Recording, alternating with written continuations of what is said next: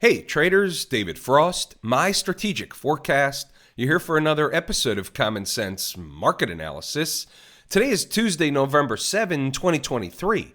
We're looking at a daily chart of the SPY or SPDR, which is the proxy for the S&P 500.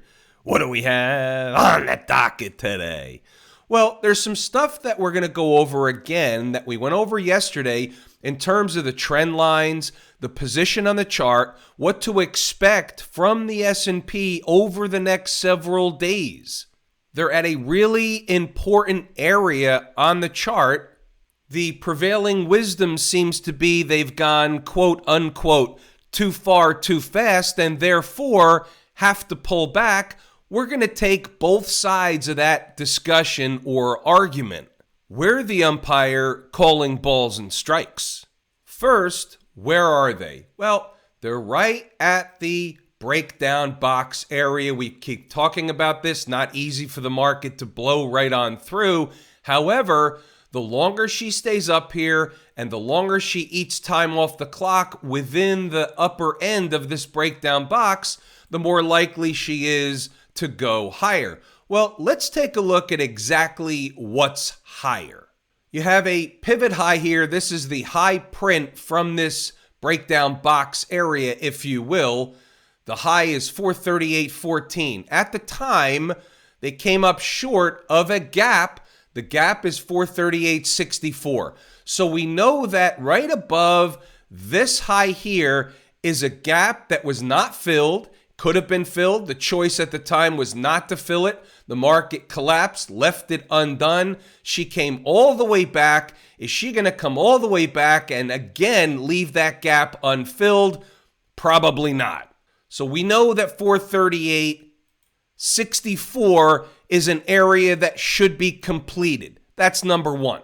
You have a 100 period moving average slightly above, just below 440. What's 440? It's a big fat round number, and you can see how the market has this stuff up north that will draw price in as they get closer. The big fat round numbers draw price in. Sounds like hocus pocus. If you've been around a while, you've seen it over and over and over again. And then, of course, above 440, depending on when they might reach this downsloping trend line, connecting the pivot high from July of last year and the pivot high from September of last year, that trend line comes in right around 442, 443, in that neck of the woods, depending on when price gets there as the trend line is sloping down. Will there be overhead resistance between the gap that's unfilled, the 100 period moving average, which is the last moving average in line of defense, plus if above this downsloping trend line? And the answer is yes. It's also a magnetic area, so pulling price in is normal garden variety market behavior. Might want to put that on a sticky note. Then we have one more thing. This is the original head and shoulders formation. You could see where the market still, over at least the last couple of days, has been respecting that trend line. So it's not really a valid trend line any longer. However, it's interesting to note nonetheless. So what we can say is above this trend line keeps the door open for the higher stuff that we just discussed. Below this trend line does what? Opens the door for the next trend line down below, and then there's a gap down here left open from last Thursday, November 2. We have to be the umpire calling balls and strikes. If the market is in X position, then A, B, and C are on the table. If the market gets out of X position and into Y position, then E, F, and G are on the table. That's the way you analyze the markets. One day at a time, one candlestick at a time, one area at a time, one set of important places at a time. The weekly chart. Could we say this is triangle-ish? Could we say when price gets to the apex of this triangle right there, that time would be up and what would happen? price either has to break to the upside if it hasn't done so already, or price would have to break to the downside if it hasn't done so already. Just another guideline using the weekly chart. We use as many charts as we can find. We want to get the big picture. We want the intermediate picture. We want the small picture. We want to stitch them all together to get the current picture. About the monthly chart, be the umpire calling balls and strikes. Imagine these lines aren't there. What did she do? Two things. A, put in a lower high, came down to test the 20-period moving average, the last moving average in the line of defense for the bull case, for totally above all the moving averages. And now we can consider it was a pullback to retest the 20. The trend is your friend, and on the monthly chart, even though we have a lower high, technically speaking, the trend is up. Just getting the intraday picture from an hourly chart perspective, and you can see here, basically the market was eating time off the clock, pushed a little bit higher, went a little bit sideways to pull back-ish, and didn't really get very far today. Just like yesterday, another rather quiet day. The volume was low. The participation was low. It was quiet out there in market land. Let's check out the commentary from Inside the Numbers. It was Turnaround Tuesday. The overnight crew conducted a slight pullback operation, while overall position of Mrs. Market remains bullish until it's not. And what happened early this morning is, after testing our pivot for 34.25, keep in mind this information is on the board at 0 dark 30.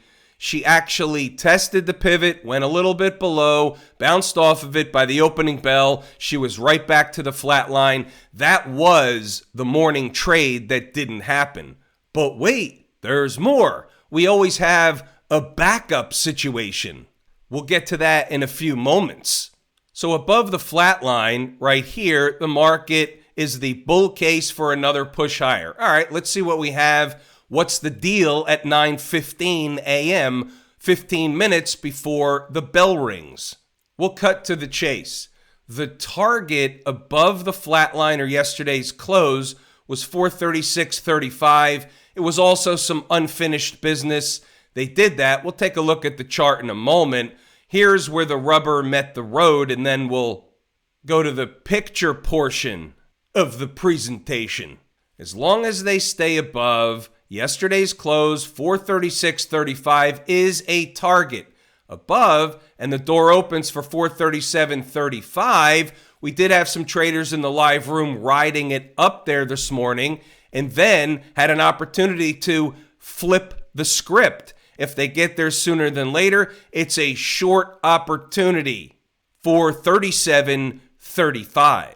Right of the vertical is today's activity. The horizontal blue trend line running across the screen is 437.35, which was your overhead resistance and an opportunity for the pullback operation, providing the scalp with potential.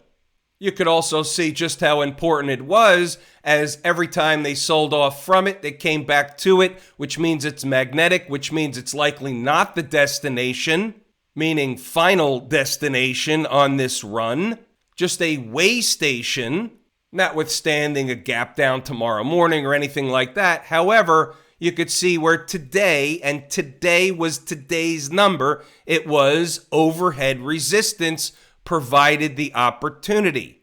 Some traders rode it up, some traders shorted it, some traders got them both. We've got something for everybody.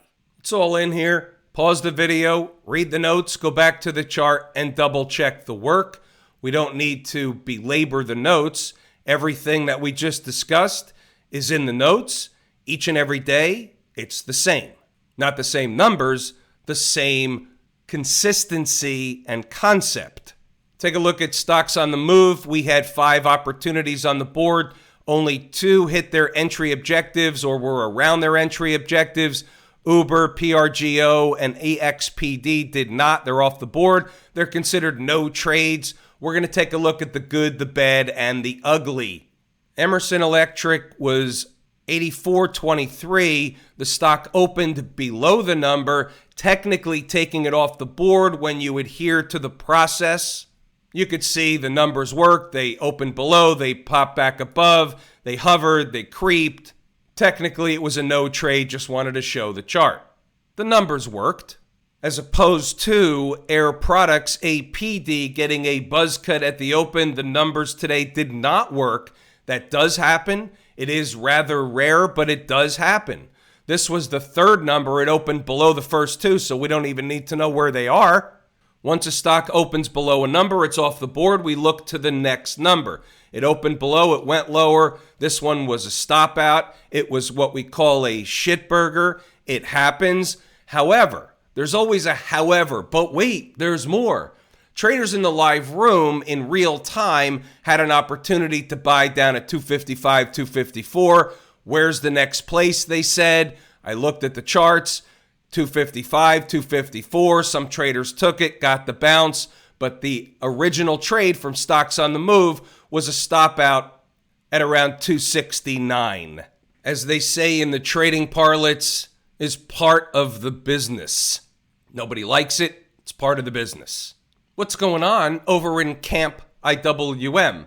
Down about 1/3% today. Relative weakness against the SPY. They're in no man's land. What does that mean? Well, in this space here, they haven't filled the gap yet. There's another gap down here, but let's focus on this one here, just under 170. Can they fill the gap? Absolutely. Will they fill the gap? We don't know whether they'll do it tomorrow, the next day, whether they go up from here. We just know there's a gap. We know that the gaps can be magnetic. Doesn't have to be the bottom on that day, but the gaps are magnetic. They do get filled most of the time, and it's what we call looming. Still a bounce and a downtrend any way you look at the IWM. Reversal week, it's not out of the ordinary for there to be some quote-unquote eating time off the clock, consolidation after the big reversal up week. Normal garden variety market behavior. We're not going to make a federal case out of the IWM being down 60 cents. What about the folks down at the Transportation Department? Another relative weakness situation. And keep in mind, I'm not minimizing this. My two favorite market leading indicators have relative weakness against the S&P, but they're not really going in the other direction. They're just not going up. They've stalled out. Maybe they need to eat some time off the clock. Until something materially changes on the chart, we're going with relative weakness, but not anything that causes us to take action on just yet. Still a bounce in a downtrend any way you look at it. Nobody's talking about new highs just yet. We had a nice bounce last week. It was an out-of-the-ordinary type of all-week-long sucker, if you will. And I don't mean sucker in a bad way. I just mean sucker in terms of an all-week-long rally. That doesn't happen that often. What we'll do here, for example, is use this low here. There's a gap here. They can fill the gap and continue higher. But if they fill the gap and continue lower and get below 14,221 or the low of this candle, then it opens the door into this space or no man's land, and that changes the complexion of the tape. What about the Q people? Challenging this pivot high here. The next place above this pivot high is 376, give or take a few pennies on either side. Write that down, put it on a sticky note. She's above all the moving averages. The trend is your friend. You take the market at face value. The financials, not much going on, down a few cents today, but they went up a whole lot, and it's normal garden variety market behavior to have to rest for a while. That's what's going on in these markets across the board over the last couple of days. They go up for 5 days, they're taking a breather. A breather is a technical term. Write that down, put it on a sticky note. If the breather turns into something else like an unraveling situation, it is what it is, but it's not happening today. Again, you take the market at face value. Smashmouth, above all the moving averages, trend is your friend. She's got some unfinished business just a little higher, left it alone today. The longer they leave the unfinished business alone, the more Mrs. Market is likely telling you that's not really the final destination, just a way station. 151.80 is that place. Just a little quick intermission in terms of the lazy swing trader. I showed last week, the other day, about all the stocks that were profitable, all the stocks that were clicking off profits, even while the market was still declining. And then when the market bounced, a lot of them just clicked off one after the other. But what I didn't show was the bucket full of trades that existed right around the lows, right around the 27th of last month. The day before that. What was happening is the system was picking up important prices. We had relative strength in a lot of stocks compared to the major indices, and that's time tested. This is what we're talking about. You can see these are a list of the exits that happened recently. You can see there's a lot of base hits in here, a few doubles, a triple or so, and a lot of these have existing trades open with additional targets. These are exits 1, and you can see here, exits 1 and 2, 17, almost 18% gain, RTX. You can see the way this works. Lazy swing trader, automated algorithm, alert system, text and email alerts, entries, exits, watch list in the morning. You can track what happens before it happens, an existing trade list or open positions, and a closed list. It's everything you're looking for in a complete swing trading system, automated, algorithm-based, my work. Years in the making, time tested through the recent decline. Have I told you how much I appreciate each and every one of you? Without you, these videos are not possible. That is true and accurate information. We're pulling the ripcord here today. I'm David Frost, my strategic forecast. Thanks again for tuning in to another episode of Common Sense Market Analysis.